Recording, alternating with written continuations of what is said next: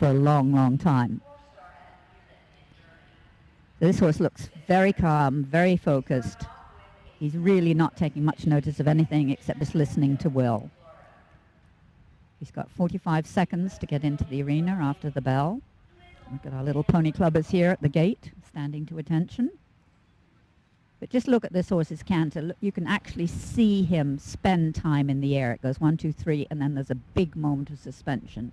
So I would think that the flying changes would be very easy for this horse.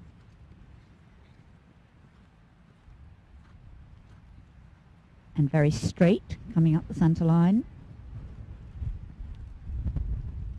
And down to a nice steady halt.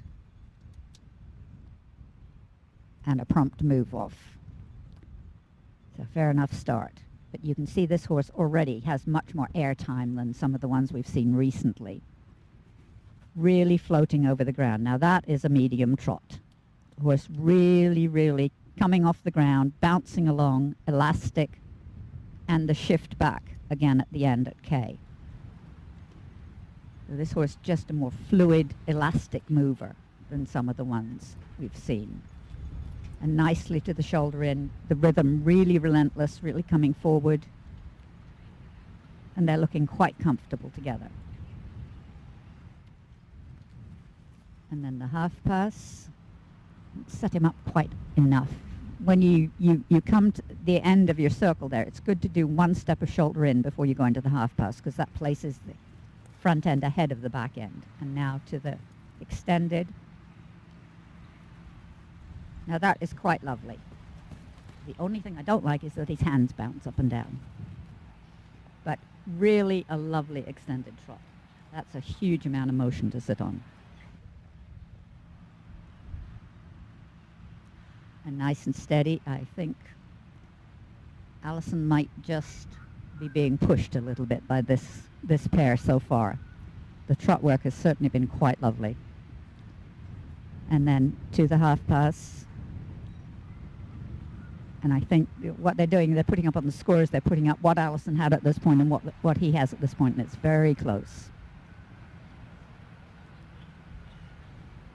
And then into the walk.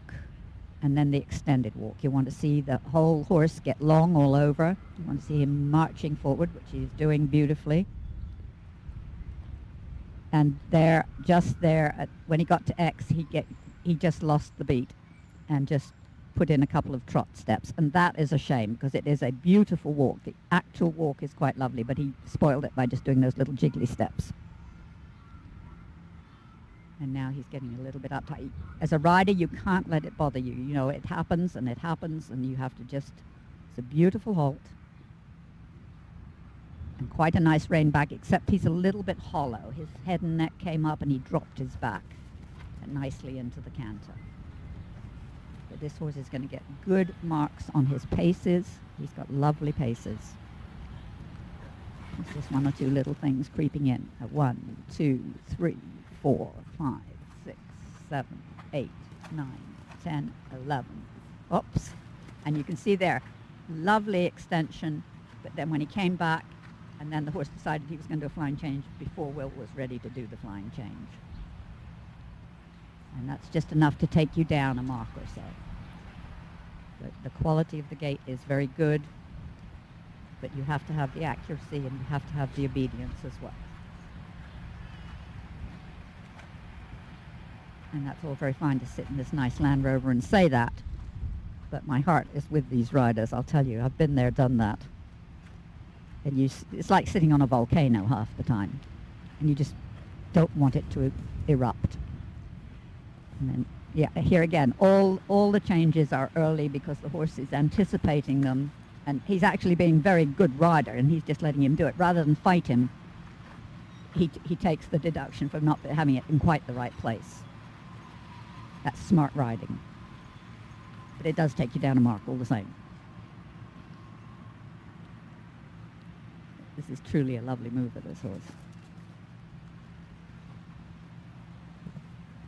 And there we go. And his changes are actually very good when they come. Now watch the legs on the right-hand side.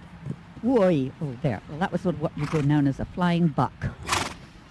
And not exactly a flying change. Very exuberant horse. So a beautiful horse, but just those little minor blips coming in and not being able to. That's certainly a horse that could have challenged Arthur, but is not going to. He's going to wind up with a 67 or something like that. But certainly some very nice moments. We think, we have Arthur as the standard for the extended canter. We have this horse for the extended trot as our sort of line.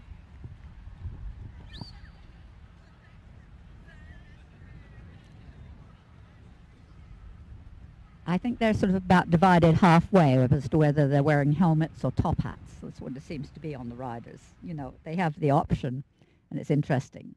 If you notice, all the Canadians are wearing helmets. I think that's probably because of their coach. And now we have Gryffindor coming, another big horse. And this is